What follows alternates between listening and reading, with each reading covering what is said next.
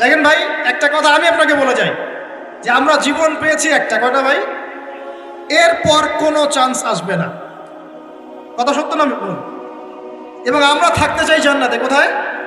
আমরা কোথায় যেতে চাই ভাই? এবার একটু আমার সাথে বলেন দেখি, সত্যি কি আপনার মনে হয়, সত্যি কি আপনার মনে হয় যেভাবে জীবন যাপন করছি আমরা, এতে আমরা জান্নাতে যাব? অনেস্টলি কি আপনি বুকে হাত দিয়ে বলেন তো, আপনার কি সত্যি মনে হয় এই জীবন যাপনের মধ্য দিয়ে আমরা সত্যি জান্নাতে যেতে পারবো? ছেলেপেলে কিশোর গ্যাংয়ে যোগ দিচ্ছে, ছেলেপেলে টিকটক প্রজন্ম হয়ে গেছে, ছেলেপেলে মেয়েদের পিছনে আড্ডাবাজি করে টাঙ্কি মেরে বেড়ায়, ছেলেপেলে মেয়েদের সাথে ওপেন জেনা করছে, মেয়েরাও জেনা করছে। কিছু কিছু বদ মেয়ের স্বভাব এমন, সে চাচ্ছে যেন তার সাথে জেনা করা হোক। চুল খুলে নগ্ন হয়ে রাস্তাঘাটে ঘুরে বেড়াচ্ছে। বাড়ির মেয়েরা পর্দা করছে না, মা পর্দা করছে না, বোন পর্দা করছে না, স্ত্রী পর্দা করছে না।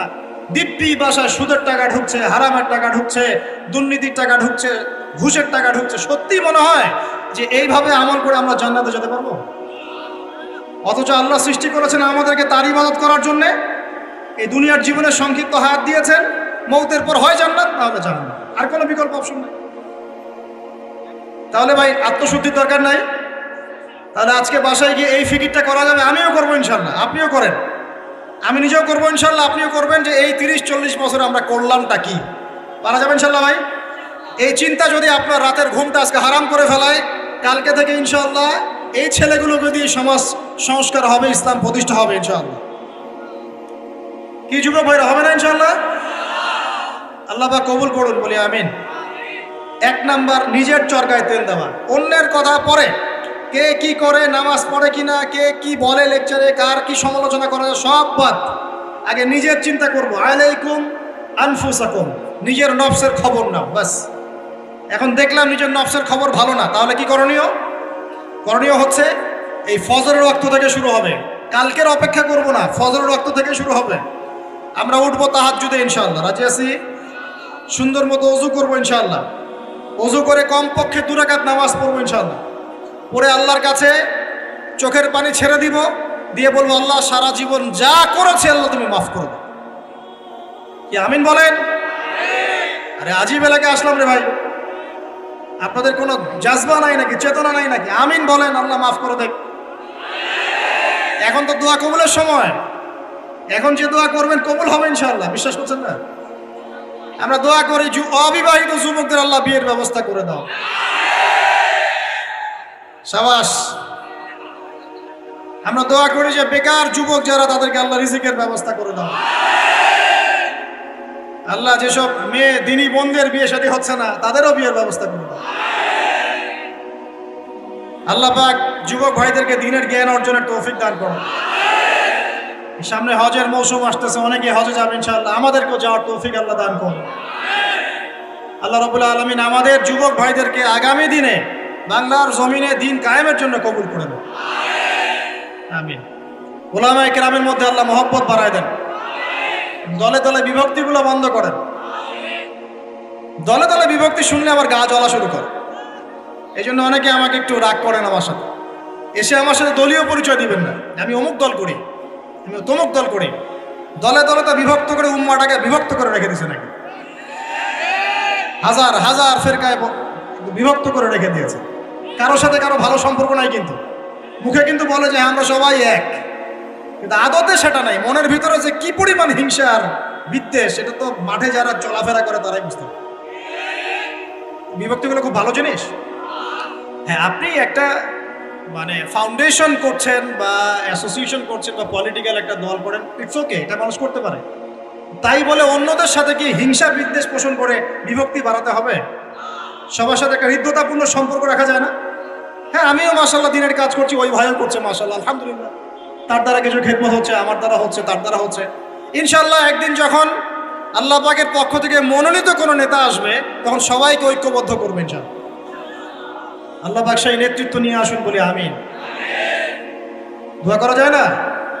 আল্লাহ পাক নিয়ে আসবেন ইনশাআল্লাহ। আর যদি দেখি যে আসছেই না, তাহলে নেতা হইতে হবে। যখন মাঠে নেতা নাই, তখন নেতা হতে হবে। নেতা হওয়ার আপনারা যোগ্যতা অর্জন করেন, পড়াশোনা করেন। কোরআনে কিন্তু নেতৃত্বের 2টা বৈশিষ্ট্য বলা আছে। কয়টা ভাই? তালুতের কথা মনে আছে? তালুত, তালুত আর জালুত সূরা কোন সূরা আছে বলেন? কেউ বলতে পারবে? এই যুবক ছেলেটা বলো, কোন সূরা আছে? মাশাআল্লাহ, সূরা বাকারায়। শোনেন, বনু ইসরাইল মুসা আলাইহিস সালামের পরের নবীকে বলছেন, ওই নবীর নাম ইউশা বিন নুন, যে হে নবী, আমরা আল্লাহর পথে জিহাদ করতে চাই। কি করতে চাই? এই শব্দ তো কোরআনে নাই, আছে না নাই? এই শব্দ বললে তো কিছু মানুষ খারাজি ফতোয়া মারা শুরু করে। বড় মুশকিল আছে এদেরকে নিয়ে। আমি আশ্চর্য একটা জিনিস, ইবাদতকে সন্ত্রাস বানাই দিলেন কিভাবে? ইবাদতকে সন্ত্রাস বানালেন কিভাবে? পশ্চিমের টাকা খেয়ে? হ্যাঁ, পশ্চিমারা যা বোঝায় তাই বুঝতে হবে? ইসলামের সংজ্ঞা ব্যাখ্যা ওরা দিবেন, আমরা দিব? সুবহানাল্লাহ। ব্রিটিশ আমলে আমাদের বাপদাদারা যে ওদেরকে পিটিয়ে বের করেছিল, তারা কি সন্ত্রাসী ছিল? আমাদের বাপদাদারা সন্ত্রাসী ছিল? বলেন তো। জুলুমের বিরুদ্ধে কেউ দাঁড়িয়ে গেলে সে সন্ত্রাসী হয়? এই যে 1971-এ আমাদের সাথে জুলুম হয় নাই, তখন বাংলার মানুষ যার যা ছিল তাই নিয়ে মাঠে নামে নাই, তো বাংলার সেই ফ্রিডম ফাইটাররা কি সন্ত্রাসী হয়ে গেছিল? ভাই বোন থেকে দীর্ঘদিন থেকে একদম স্টিম রোলার পিছায় ফেলা হচ্ছে। রমজান মাসে দেখলেন কি হলো? রমজান মাসে বেচারা নামাজ পড়তে গিয়েছে, লাঠি পেটা করে মসজিদ থেকে বের করে দিল মুসলমানদের।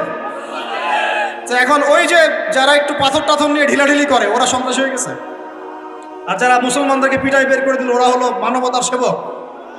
এই সংজ্ঞা শিখায় আমাদেরকে। যাই হোক, বাদ দেন, ওইদিকে না যাই। ওইদিকে বললে আমি একটু মানে কি বলবো, কি বলে এটাকে, আউটবাস্ট হয়ে যায় আর কি। মানে ভিতরের ক্রোধটাকে দমায় রাখতে পারি না। মাঝে মাঝে এমন হয় যে ভিতরের এগ্রেশনটা ধরে রাখতে পারি না, কিন্তু আপনাদের স্বার্থে ধরে রাখতে হয়। কারণ কোনো কিছু না হওয়ার চেয়ে কিছু হওয়া ভালো, কোনো কিছু না হওয়ার চেয়ে কিছু হওয়া ভালো, এই স্বার্থ চিন্তা করে চুপ করে থাকি। কিন্তু একটা জিনিস মাথায় রাখবেন, আল্লাহ রাব্বুল আলামিন এই বিশ্বে পরিপূর্ণ ইসলাম প্রতিষ্ঠা না করা পর্যন্ত কিয়ামত দিবেন না ইনশাআল্লাহ। এই জিনিসটা মাথায় ভালো করে ঢুকায় নিন। এরপরে ইসলামের এগেইনস্টে যা করার করতে থাকেন, আল্লাহ এটা করবেন ইনশাআল্লাহ, কোনো সন্দেহ নাই। লা শাক্কা ফীহি, এর মধ্যে কোনো সন্দেহ নেই। কার দ্বারা করবেন, কিভাবে করবেন, আল্লাহু আ'লাম বিস-সাওয়াব, আমরা জানি না। এখন তালুতকে আল্লাহ পাক মনোনীত করলেন। ইউশা বিন নুনকে বনু ইসরাইল বলছে, আল্লাহর পথে আমরা যুদ্ধ করতে চাই, আমাদের জন্য নেতা দাও একটা। তখন ইউশা বিন নুন বলছে, আমি যদি নেতার জন্য দোয়া করি, তোমরা তো আবার পৃষ্ঠ প্রদর্শন করে পালায় যাবা, তোমাদেরকে চিনি ভালো করে, আমরা তোমাদেরকে খুব ভালো করে চিনি। তখন বনু ইসরাইল বলছে, না, আমরা এটা করবো না। কেন করবো? ওয়াকাদ উখরিজনা মিন দিয়ারিনা, আছে না সূরা বাকারায়? আমাদেরকে আমাদের ঘর বাড়ি থেকে বের করে দেওয়া হয়েছে, আমরা কেন পিছিয়ে পড়বো?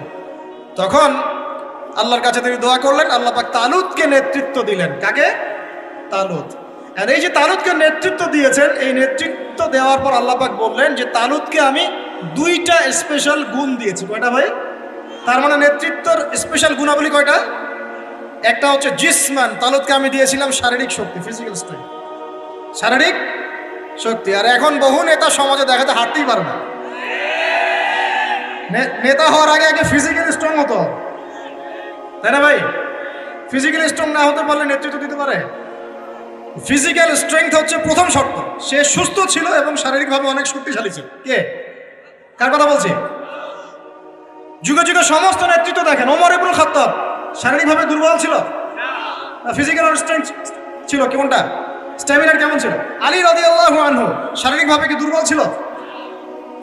উসমান, আবু বকর রাদিয়াল্লাহু আনহুমা, তারা কি দুর্বল ছিল? নবী সাল্লাল্লাহু আলাইহি ওয়াসাল্লাম নিজে দুর্বল ছিলেন? 40 জন পুরুষের শক্তি তার গায়ে ছিল। কতজন ভাই?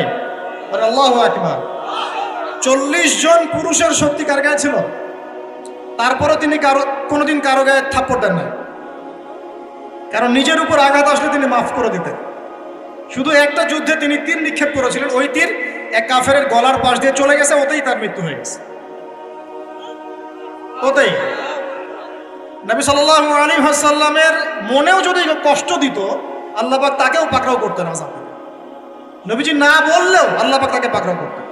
যাই হোক, তাহলে তালুতকে প্রথম যে গুণাবলী দেওয়া হয়েছে নেতৃত্ব, সেটা কি? জিসমান, শারীরিক শক্তি। তার মানে এখন যারা এটা হতে চান, আগে ফিজিক্যালি স্ট্রং হবেন, ভালো ভালো খাওয়া দাওয়া করবেন, হালাল টাকায়, হারাম টাকায় না, জিম টিম করবেন, হ্যাঁ, বক্সিং টক্সিং প্র্যাকটিস করবেন, রেসলিং টেসলিং খেলবেন, হ্যাঁ কুস্তি কুস্তি করবেন, মানে ফিজিক্যালি স্ট্রং হওয়ার চেষ্টা করবেন। আর এইগুলো করো তো ভালো, টিকটক চালানোর চাইতে। সকালে উঠে যদি আমরা একটু গ্রাউন্ড দিয়ে দৌড়াদৌড়ি করি, মাঠে ফুটবল খেলেন বা একটু ফিজিক্যাল কসরত করেন, একটু জিম করেন, কাজটা ভালো না? এটা ওই টিকটক আছে ভালো না? বসে বসে ফেসবুক উতানো আর এই যে পর্ন দেখাচ্ছে ভালো না? এই জন্যই বলি এগুলো ভালো, এগুলো করেন, তা ওইগুলোতে যায়। এটা হলো 1 নম্বর জিসমান, মানে ফিজিক্যাল স্ট্রেংথ। 2 নম্বর